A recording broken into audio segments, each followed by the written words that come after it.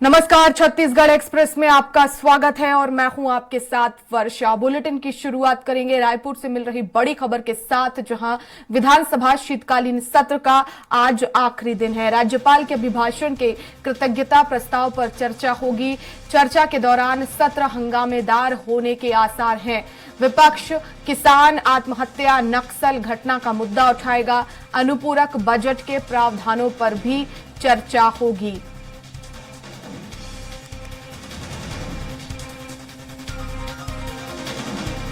तो विधानसभा के शीतकालीन सत्र का आज आखिरी दिन है।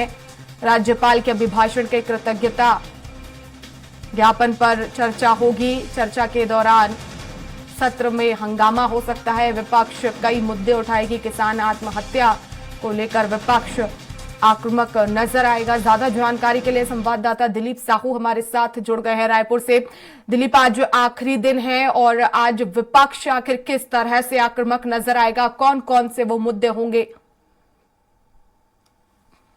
जी वर्षा, क्योंकि शीतकालीन सत्र का 3 दिन का ही सत्र था और आज तीसरा दिन है। पहला दिन क्योंकि विधायकों का ही शपथ ग्रहण समारोह और उसी में सारा समय चला गया। उसके बाद कल महज राज्यपाल के अभिभाषण हुआ। आज आखिरी दिन है और आज 2-3 प्रमुख मुद्दे हैं।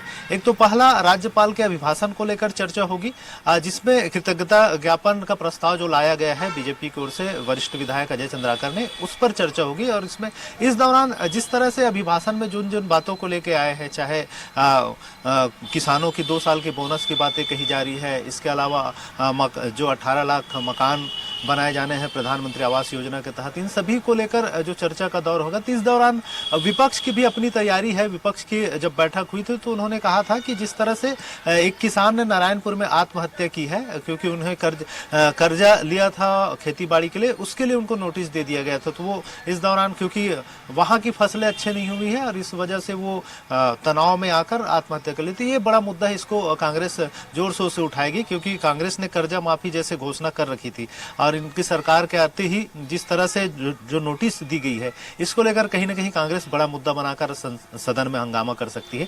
इसके अलावा जिस तरह से नक्सली घटना जो लगातार बढ़े हैं, जैसे ही सरकार बदली उसके बाद से लगातार देख रहे हैं कि नक्सली हमला हो रही है। आईडी ब्लास्ट की बात करें या विभिन्न अलग अलग जगह पर जो हमले हुए हैं, इसमें कई जवान इस बीच शहीद भी हुए हैं, कुछ जवान घायल भी हुए। इन तमाम मुद्दों को लेकर भी कांग्रेस सरकार को घेरेगी कि बीजेपी सरकार में कल ही पूर्व मुख्यमंत्री भूपेश बघेल ने एक बयान भी दिया था कि बीजेपी सरकार में नक्सलियों पर नियंत्रण नहीं है। कांग्रेस सरकार थी तो पूरा नियंत्रण में था। चाहे चुनाव के दरमियान की बात करें तो छूट-फूट घटनाएं होती रही हैं और उनका कहना है कि चुनाव भी कहीं पर भी ऐसा नहीं था कि पूरी तरह बहिष्कार हो, 0% मतदान हो, इस तरह की स्थिति कहीं पर भी नहीं हुई। जंगल के अंदरूनी इलाकों में भी, चाहे बस्तर के इलाकों की बात करें या फिर सरगुजा क्षेत्र की बात करें, सभी जगह पर मतदान का प्रतिशत भी बढ़ा। ये कहीं ना कहीं सरकार के नियंत्रण का ही परिणाम था। उन्होंने अब सीधा तौर पर बीजेपी सरकार पर आक्रमण किया है कि बीजेपी के सरकार में नक्सलवाद को लेकर नियंत्रण नहीं रहती और इसका खामियाजा देखने को मिल रहा है कि लगातार नक्सली घटनाएं बढ़ रही। इन तमाम मुद्दों को लेकर आज सदन में सरकार को घेर सकती है। इसके अलावा प्रमुख रूप से वर्षा, अनुपूरक जो बजट लाई है सरकार ने, क्योंकि बहुत सारी योजनाएं हैं उनको पूरा करना है, उनके लिए करीब 12,992 करोड़ रुपए का अनुपूरक बजट की मांग की गई है। इसको लेकर चर्चा होगी और इसमें प्रमुख रूप से जो मांग के अंतर्गत पीएम आवास योजना के तहत 3,799 करोड़ से अधिक का प्रावधान किया गया है। इसके साथ ही साथ महतारी वंदन योजना, क्योंकि एक बड़ा योजना है और इसके लिए जोर शोर से चुनावी घोषणा पत्र में भी वादे किए गए थे और इसके लिए बहुत जगह पर फॉर्म भी बनाए गए थे चुनाव के दरमियान। इसका एक बड़ा प्रभाव भी पड़ा है, तो कहीं ना कहीं उसको भी लागू करेंगी भाजपा। तो उसके लिए करीब 1,200 करोड़ रुपए का प्रावधान किया गया है। इसके साथ ही साथ किसानों के जो 2 साल के बोनस रह गए थे उसको भी पूरा करने की बात कही जा रही थी, तो उसके लिए भी 3,800 करोड़ रुपए से अधिक का प्रावधान इस अनुपूरक बजट में किया गया है। साथ ही साथ बहुत सारी योजनाएं हैं, चाहे मुख्यमंत्री पेंशन योजना की बात करें या फिर बेरोजगारी भत्ता जो शुरू की गई है उसको निरंतर जारी रखने के लिए भी इसमें 250 करोड़ रुपए का प्रावधान किया गया है।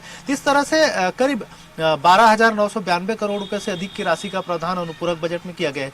तो इस प्रावधान की राशि की मांग को लेकर जब चर्चा होगी तो उस दौरान भी अलग अलग तरीके से विपक्ष की ओर से सरकार को घेरने का प्रयास किया जा सकता है, क्योंकि खास करके धान खरीदी के जो चल रहा है, धान खरीदी 1 नवंबर से शुरू हो गया है और भाजपा ने जिस तरह से अपने घोषणा पत्र में कहा था कि प्रति एकड़ 21 क्विंटल धान खरीदी की जाएगी, लेकिन क्योंकि 20 क्विंटल ही धान खरीदी की जा रही है, भूपेश सरकार में पहले ही 20 क्विंटल खरीदने की बात कही गई थी, उसी के तहत अभी खरीदी हो रही है।